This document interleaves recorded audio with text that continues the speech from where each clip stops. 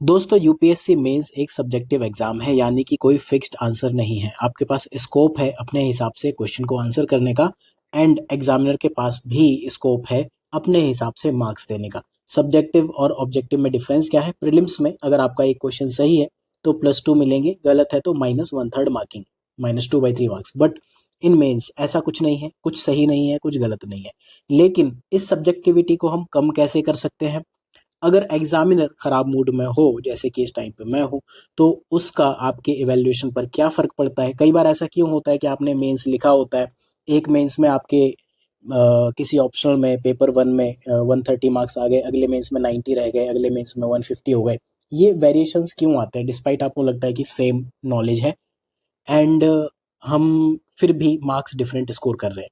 इस लेक्चर में हम ये समझेंगे सब्जेक्टिविटी कम कैसे कर सकते हैं। जैसे एक टेस्ट सीरीज के कुछ क्वेश्चंस को देखते हैं। पहला क्वेश्चन है discuss food chain and it's type. ये जो टेस्ट है जूलॉजी के लिए है, राइट? ये बहुत सारे ऑप्शनल में हो सकता है। जूलॉजी ऑप्शनल, बेसिकली ये ऐसा क्वेश्चन है जो जीएस वाला पर्सन भी अटेम्प्ट कर सकता है, राइट? यहाँ पे एक बार मार्क्स जब अच्छे मूड में थे तो 5.5 दिए, ये क्राइटेरिया है। जब क्वेश्चन नंबर 2 यहाँ पे पूछा है requirement of protein for initiation of transcription in eukaryote, यहाँ पे 6 मार्क्स दे दिए गए। कुछ कम क्यों थे? क्योंकि दो इंपॉर्टेंट चीजें मिस कर दी गई, नॉलेज बेस पे थोड़ा सा रह गया। जहाँ पे अगर आप देखो कॉन्सेप्चुअल अंडरस्टैंडिंग में 1 नंबर काटा एंड की प्रोटीन में 1 नंबर काट लिया, राइट? ऑप्शनल में थिंकर्स या फिर साइंटिफिक कंट्रीब्यूशन होना चाहिए था, वो भी नहीं है, इसलिए नंबर काट लिया, राइट? एंड अगले क्वेश्चन में अगर आप देखो तो यहाँ 7.5 मार्क्स दे दिया। जो टेक्निकल सब्जेक्ट है उसमें टेक्निकल क्वेश्चन जैसे chromosome theory of linkage, right, या methods for determination of linkage using suitable examples. अब टेक्निकल का मतलब ऐसा नहीं है कि सिर्फ जो साइंस वाले ऑप्शन है उन्हीं की मैं बात करूँ। मान लो पॉलिटिकल साइंस है, वहां पे पूछा प्लेटो थ्योरी ऑफ फॉर्म्स, अगर आपने वो अच्छा लिख दिया तो आपको हाई मार्क्स मिलने के स्कोप है।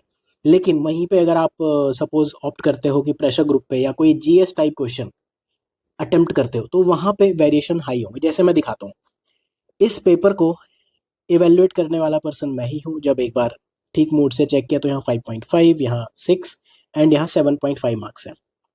जब इसको थोड़ा ठीक ठाक मूड नहीं है तब इवेल्युएट किया तो 3 मार्क्स दिए हैं, राइट? 3 एंड 5.5 में एक मेजर डिफरेंस है, जो कि जीएस टाइप का क्वेश्चन है। बट यहाँ पे आपको बहुत वेरिएशन नहीं मिलेगा। दूसरे क्वेश्चन में 6.5 मार्क्स दिए हैं, राइट? ये एक टेक्निकल क्वेश्चन है डिस्पाइट कि इसमें शॉर्ट कमिंग्स हैं। एंड थर्ड क्वेश्चन में 7 मार्क्स है। आप देखो, ये आपको क्वेश्चन का आंसर दिख रहा है। अब क्राइटेरिया क्या है एंड मार्क्स का वेरिएशन कहाँ आता है? देखो, मान लो एग्जामिनर का मूड ठीक नहीं है और आपने फूड चेन जीएस का क्वेश्चन उठा लिया। बेसिकली आप एक चीज सोचो, मान लो आपका पॉलिटिकल साइंस है, तो पॉलिटिकल साइंस में पर्सन अभी फंडामेंटल राइट्स तो नहीं ही पढ़ना चाहता है ना। हम कई बार क्या करते हैं कि पेपर 1 सेक्शन बी का क्वेश्चन अटेम्प्ट कर लेते हैं। यहाँ से हम 2 क्वेश्चन लेते हैं, पेपर 1 सेक्शन ए से 1 क्वेश्चन लेते हैं। कंपलसरी क्वेश्चन नंबर 1 एंड 5 तो है ही। अगर मैंने यहाँ सेक्शन बी में 2 क्वेश्चन जीएस टाइप के ले लिए, जो कि लगभग हर पर्सन लिखने में कैपेबल है, जैसे ये क्वेश्चन अगर आपको ऑप्शनल में आ जाए, food chain and it's type, इसमें ऐसे क्या रॉकेट साइंस है कि जिसके लिए आपको जूलॉजी या ज्योग्राफी या जियोलॉजी, जहाँ भी इस टाइप के क्वेश्चन आए वही चाहिए, या फिर फंडामेंटल राइट्स पे क्वेश्चन आ जाए पॉलिटिकल साइंस में, या सोशियोलॉजी में वुमेन के इश्यूज पे क्वेश्चन आ जाए, तो उसके लिए ऐसी कोई रॉकेट साइंस नहीं चाहिए कि ऑप्शनल स्पेसिफिक नॉलेज ही होनी चाहिए। जिसको ठीक ठाक आंसर राइटिंग आती है वो अटेम्प्ट कर लेगा। लेकिन जब बात आती है कि requirement of protein for initiation of transcription in eukaryotes, जिन्होंने ठीक से तैयारी नहीं की होती ना, बिलीव मी, वो इसको प्रोनाउंसिएशन भी ठीक से नहीं कर सकते, right? Plato theory of forms को एक बार जब मुझे मुझे मेरा तो ऑप्शनल है नहीं पॉलिटिकल साइंस, मैंने प्लेटो थ्योरी ऑफ फॉर्म्स पढ़ लिया। मैं कहा ये कैसी थ्योरी है? तो जब आपका ऑप्शनल नहीं होता है ना, आपको उसमें नील बटे सन्नाटा भी नहीं आता होता है। उसमें सिर्फ वही पर्सन स्कोर कर सकता है जिसको वो सब्जेक्ट आता होता है।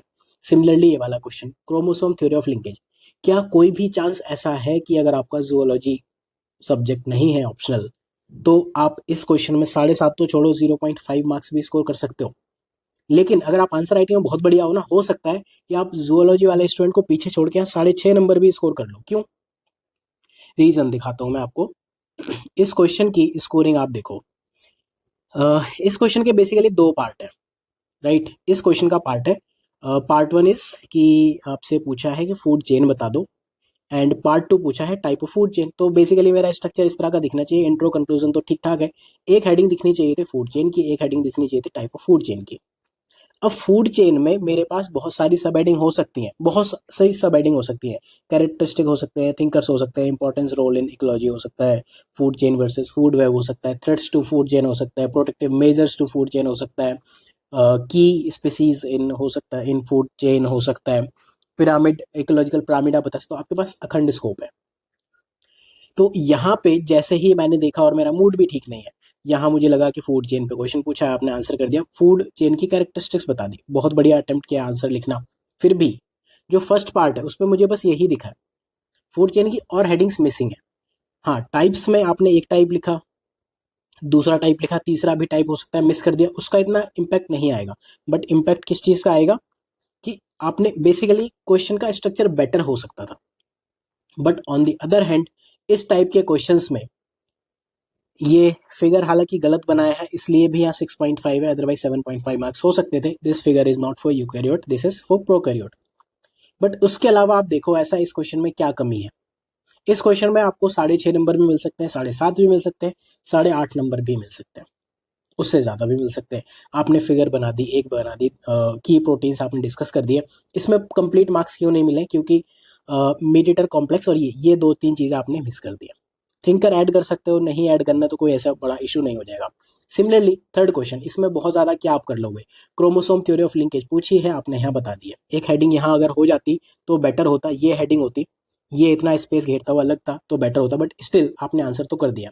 एंड मेथड्स फॉर डिटरमाइनिंग, ये भी बता दिया लिंकेज कैसे डिटरमाइन करने हैं, मेथड 1 बता दिया, एग्जाम्पल्स दिख रहे हैं, राइट।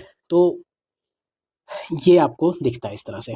अब वे फॉरवर्ड क्या होना चाहिए, अगर देखो आपने तो फर्स्ट अटेम्प्ट में किसी तरह बाई चांस प्रीलिम्स क्वालिफाई कर लिया है, या फिर आप फॉरेस्ट सर्विसेज की तैयारी कर रहे हो एंड आपको टेक्निकल ऑप्शनल प्रिपेयर करने के लिए है ही 2 महीने, तब तो ये वाले क्वेश्चंस पे जाना ही पड़ेगा एंड आपको अपनी आंसर राइटिंग पे स्पेसिफिक वे में वर्क करना पड़ेगा। You have to select section B of paper 1 and paper 2 both, चाहे वो किसी टाइप का ऑप्शनल हो, पॉलिटिकल साइंस हो, सोशियोलॉजी हो, ज्योग्राफी हो, जियोलॉजी हो, जूलॉजी हो, बॉटनी हो, जितने भी ऑप्शंस मैं जानता हूँ, मोस्टली पेपर 2 टेक्निकल नहीं होता है, काइंड ऑफ जीएस होता है, राइट, या फिर कुछ कंपोनेंट जीएस का होता ही होता है। तो अगर आप बिगनर हो देन आपके पास कोई चॉइस ही नहीं है, क्यों, क्योंकि आप ये वाला क्वेश्चन अटेम्प्ट ही नहीं कर सकते, या फिर इसमें 1 या 2 नंबर ले आओगे तो पीछे रह जाओगे। 1 या 2 नंबर से तो बेटर ही है 3 नंबर। लेकिन अगर आप टाइम दे चुके हो ऐसे क्वेश्चंस में, जैसे क्वेश्चन नंबर 2 है, यहाँ पे जो मार्क्स आते हैं ये टाइम के साथ आते हैं, मार्क्स आपके बढ़ेंगे जितना आप टाइम देते जाओगे, टाइम आप एक्स एक्सिस पे भी रख सकते हो, जितना आप टाइम देते जाओगे उतने मार्क्स बढ़ते जाएंगे। तो इस तरह से आप एग्जामिनर के मूड, सब्जेक्टिविटी, एग्जाम का नेचर, इन सब चीज़ों को ओवरकम कर सकते हो।